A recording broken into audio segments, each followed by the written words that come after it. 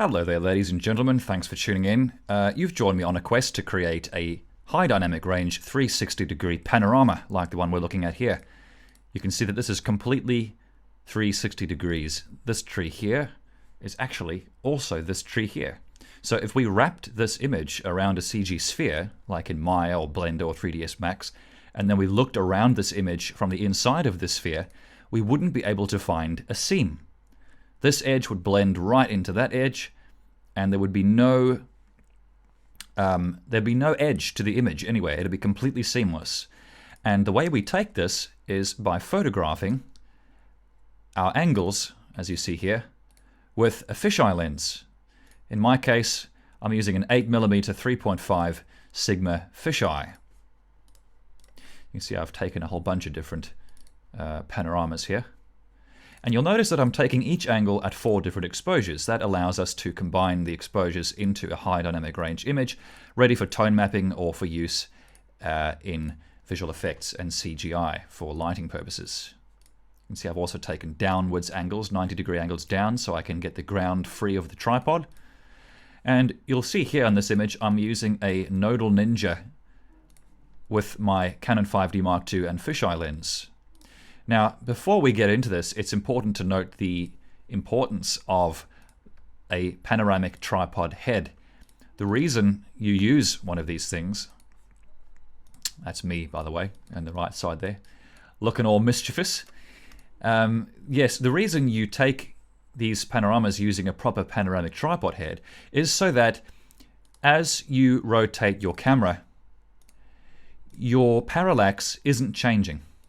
Now, when you rotate your camera around the axis of the camera, your parallax will change. For example, this tree here will change position relative to the windows behind it as the camera sort of moves like this in different angles. Now, that's because the lens is physically moving through space because we're not rotating around the axis of the lens. We're rotating around the axis of the camera. Using something like the Nodal Ninja, you can rotate around the axis of the nodal point of the lens. And that's very easy to set up and very, very, very good for stitching. Here's my 90-degree angles up, which I'm going to use to stitch into the top part of the panorama to make sure I get best clarity. So without further ado and with less gobbledygook, let's move forward. Let's head into PTGUI. This is very, very good software. This is the software I use to create my panoramas, and it's excellent for creating high dynamic range panoramas as well. It allows us to export HDR files.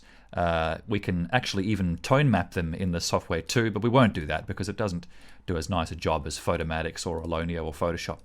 So let's start by importing our exposures. I'm going to be doing this garden shed that I photographed today. So let's take my lateral angles, all the exposures of those, and I'm going to drag and drop these into my project assistant in PTGUI. It automatically figures out where the images should go, and when I click Align Images, it's going to ask me, do you want to compound your exposures into single angles so that we can create a high dynamic range image? And I'm going to say yes. Okay, so it's going to analyze those images, and it's going to generate control points. And then it's going to give us a preview, our initial preview. Now, we don't really see anything at this point because it's showing us the lowest exposure that we took. So let's take a proper look at this. Let's create a preview file, stitching panorama. And there's our very first result. Now, what you're looking at here is a very rudimentary tone map of all of our exposures combined into one. This is not looking too great, but in terms of alignment and in terms of stitching, this is looking very good. You can see we don't really have any seams anywhere, there's no breaks, and everything blends together very, very nicely. I can see a few vertical lines that aren't really straight, so let's go back into PTGUI. We'll go to our control points window, and I'm going to select the first exposure, or the first angle, any exposure of the first angle, in both viewports, and that's going to allow me to create vertical line control points. So I'm going to click on the top corner of this window and then click on the bottom corner of it in the other viewport. So that's telling PTGUI I want that line there to be straight in the panorama. We go to our next angle, we do the same perhaps with this edge of this post here. And maybe another one. It's usually a good idea to do two. Okay, so now we go to Optimizer tab, we click Run Optimizer, and we can see that our average control point distance is 3.022. It considers this to be a good result. It's not very good, it's just good. So there's obviously a few extra things that need to be done to get this to be a perfect panorama. But now we can see that our vertical lines are much straighter than they were. So that's a much better result. The next thing we're going to do is I'm going to bring in my ceiling angle so that I can get a much cleaner stitch on the ceiling. The thing about shooting with a fisheye lens is that if we look at the very edge of our ceiling here, you can see that as you get closer to the edge of the lens, things start to get a bit distorted and a bit aberrated and a bit blurry. So that's why I took an exposure set of the ceiling 90 degrees up. So we're going to take the ceiling from these exposures and stitch them into our panorama. So let's select those 4 exposures and bring them into PTGUI. Now, it's important to remember we want to tell it to recalibrate the exposure sets. So we're going to click on Link HDR Bracketed Exposures again, now that we've re-imported new images. We're going to tell it, yes, there appears to be 5 sets of 4 bracketed exposures, correct. Okay, so we'll now click Align Images because we shot the ceiling from the same nodal point that we shot all the others, there's no change of parallax or depth or any shifting of any kind. So PTGUI should be able to automatically align the ceiling shots to the rest of the panorama. Let's see if it does. Generating control points. Okay, we'll do an optimize to see what our error measurement is like. It's still very good. We'll click Preview, Stitching Panorama, and there it is. So what we're looking at now is a panorama that also stitches the shots we took of the ceiling. And to make sure that we're only using the ceiling from our ceiling angles, because we don't want it to use these bits around the edge, we only want it to grab the clearest part of this image, which really is the ceiling. So in the Mask tab, I'm going to go here and I'm just going to create a mask around this ceiling. And this is a very, very common method for really all panoramas. This applies to any kind of environment that you're capturing. So I'm going to fill the rest of that with red. It's telling it don't stitch this image that's in the red, only stitch the part in the middle. And to force it to use that, because I know for sure that that's a much better ceiling than it is in the rest of the angles, I'm going to fill that with green. So now I'm going to click Optimize again. I'm going to go to Preview and observe the ceiling. Make sure that it's all clear and that there's no funny ghosting going on. So this ceiling is nicer now. It's clearer, especially along the top. And we can see that it has not used anything else from the ceiling shot because we masked off the ceiling around the edges. The next thing we're going to do is if we observe the lateral angles of our panorama, we can see that in each angle we've got our bloody tripod there in the shot. So if we look at this preview here, let me just pull it up again, we actually see a super wide version of the tripod along the bottom quarter of the panorama. You see, there it is. There's the one leg, there's the other leg, and there's the other leg. So we don't really want that. So how do we eliminate the tripod from our panorama? How do we recover what's under the tripod? Well, the way we do this is we take an extra set of exposures facing 90 degrees down, which we can see here. There's one exposure. There's another one. And there's 1, 2, 3, 4. So you can see that I've not only angled everything 90 degrees down, I've actually moved the camera as well so that I can expose this part of the ground that was originally under the tripod in the rest of our angles. So because the ground is a two-dimensional plane, we can enable what's called viewpoint correction in the Optimizer tab of PTGUI. Viewpoint correction basically tells PTGUI that these exposures, this angle, does not have the same camera position as the other angles, and therefore PTGUI will need to employ a certain perspective shifting in order to get this ground to align with the ground in the other angles, you see. So Let's do that now. Let's import those ground angles. Just incidentally, you can see I've taken a photograph of my hand here. That's just so that when I'm browsing through my thumbnails, I can see that this marks the end of my exposures for that panorama. 1, 2, 3, 4, up to the hand shot. It's a little bit hard to see from the thumbnail view. Let's try this again. Link HDR bracket exposures, and there we go. So now we have 6 sets of 4 bracketed exposures. 4 lateral angles, 1 ceiling angle, and 1 ground angle. So what we need to do now is we need to go and draw control points between our ground angle and all the other angles, so that we can show PT GUI, you know, for example, where this irrigation pipe here is in that shot in relation to this shot. So we'll go to the first exposure here. Doesn't matter which exposure, so long as it's the same angle, because PT GUI groups all of your exposures into single angles so that we can operate them as one. So we go through now, and we can see in the left viewport we have my ground shot, and in the right viewport I have the first of my lateral angle shots. So I can see here that if I zoom into the closest corner of this black box thing, there's a point there and the bricks where that intersect. So that point there is that point there. And this point here is this point here. And usually after the 3rd or 4th point that you create, there we go, PT GUI will automatically find that point. At least it'll take a very good guess. Sometimes it'll do a good job, other times it'll do a terrible job. Okay, it's found that point well, which is good. We can go up here, and we can see that at this pot there's an intersection of points there. You see there, PT GUI's found the wrong spot. It's taken a pretty bad guess, so we're going to correct it. It's actually over here. And that should do us for this angle. Now let's go to our next angle. I am working in a pretty small screen resolution here, so this is a bit cramped. Let's go to our next angle here. And again, referencing our ground angle, I can see that in this shot, I've got a point here by this hose, which is there.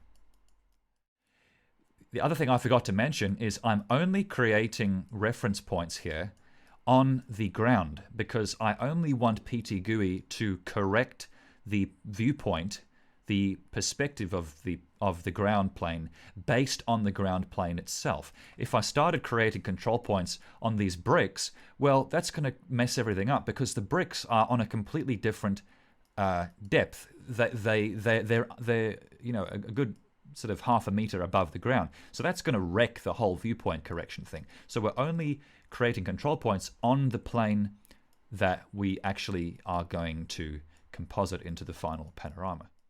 What we'll do now is we'll go into Optimizer, we'll run the Optimizer, we'll make sure that we have viewpoint correction ticked for the foreground exposures, because again, we moved the camera, so PT GUI needs to compensate for that movement, and we enable that by ticking viewpoint correction.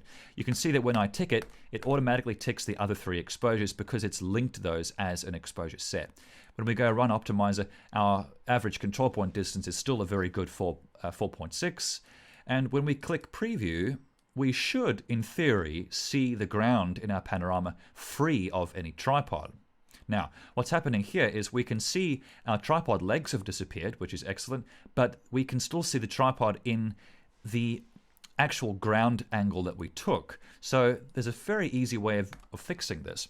Let's go to the Mask tab and go to our actual ground shot, and we're going to create a mask which literally just tells PT GUI, I only want you to use this part of the ground angle in the final panorama. Because when I photographed this, I knew that I need to move the tripod to this location in order to expose the entirety of the ground that I was concealing in my other angles. So I'm now going to fill the rest of it red. That's telling it, don't use any of this part of the ground angle, just use that region of the ground. Now if we click preview, we should hopefully see no tripod in the shot. And there we go, tripod is almost completely gone. We can still see little bits of the ends. What we'll do is we're going to force PT GUI to use this part of the ground in this image by filling it with green. We'll do another preview, and now we shouldn't see any tripod left whatsoever. There we go, it's completely disappeared. Fantastic. So we've got very good ceiling, we've got a perfect ground, free of our rig, free of our tripod and camera, and the stitch is pretty damn good. So what we can do now is we can finally export our panorama. I'm going to do just a small export here, 3200 by 1600. I'm going to not export a tone mapped panorama. Instead, I'm going to export the individual the 4 exposures of the panorama that we've mapped, that we've stitched together. And I'm also going to create an HDR file that we can use as perhaps a lighting map inside something like Maya or 3ds Max for visual effects and CG imagery. So I'm just going to call this garden shed, and we'll go create panorama.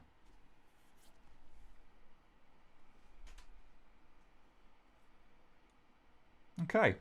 So now I'm going to show you how to stitch these exposures together, how to blend our exposures together so that we can get a nicer exposure in our final image.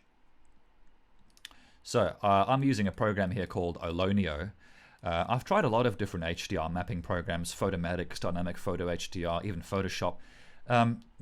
None of them really satisfy me. I find that Olonio gives me the nicest results. So I'm going to go down, I'm going to find the 4 exposures of our panorama that we just created. I'm going to add them. I'm not going to click auto align because I know that nothing changes between the exposures. It's all taken on a tripod and it's all stitched together. So create HDR tone map project. And there we go, there's the beginnings of it. I'm going to go down to advanced local tone mapper, a natural HDR mode to preserve colors. And I'm going to increase my TM strength to a point where I feel I have enough information to do the rest in Photoshop. I'm going to turn my detail strength down because it tends to overdo it a little bit.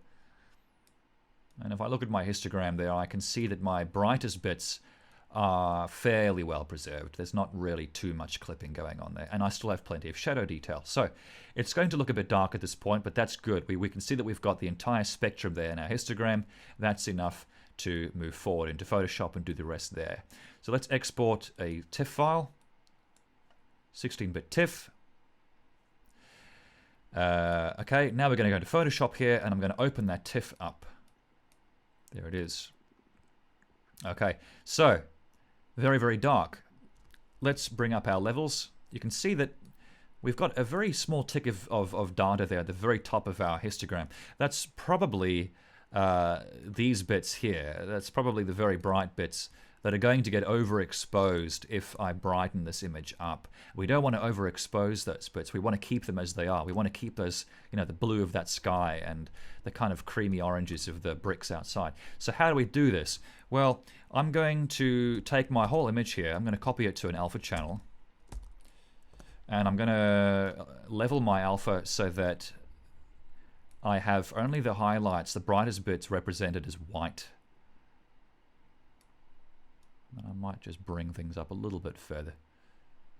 Okay, I'm going to control click the thumbnail of the alpha channel, delete the alpha channel, I don't need it anymore.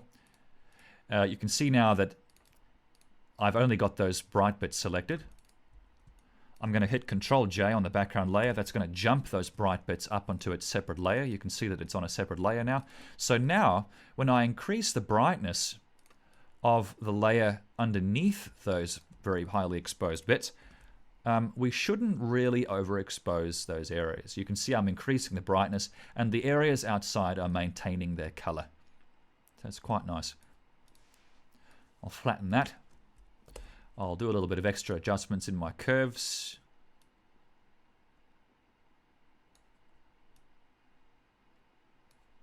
Okay, not too bad. Colors are a bit peachy, I suppose. Let's try an auto tone, maybe an auto color. No. Perhaps we'll do things a bit more manually.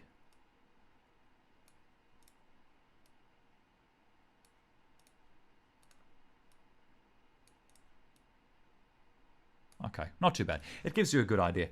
So, there we go. We've created a 360-degree panorama here that we can now take and we can present it in this mode, or we can wrap it around a sphere in a 3D package to light our CG scenes using the lighting data of this environment, which I can show you in a separate video on my channel. And here are some other panoramas that I created with this method. There's the garden that I was showing you earlier. And here's the driveway out the front of my house. If I go to a different date, here's a nice big old tree down in Mandurah, West Australia. Again, completely 360-degree panoramic. We can map that completely seamlessly. And in my next video, I'm going to show you guys how we can create super wide images like this using our panoramas for use in Instagram or for use in like a 16:9 presentation for film or for, you know, widescreen TVs. This is basically just a crop of the panorama, but this is actually taken with a digital sort of camera in Maya with the focal length pulled all the way out.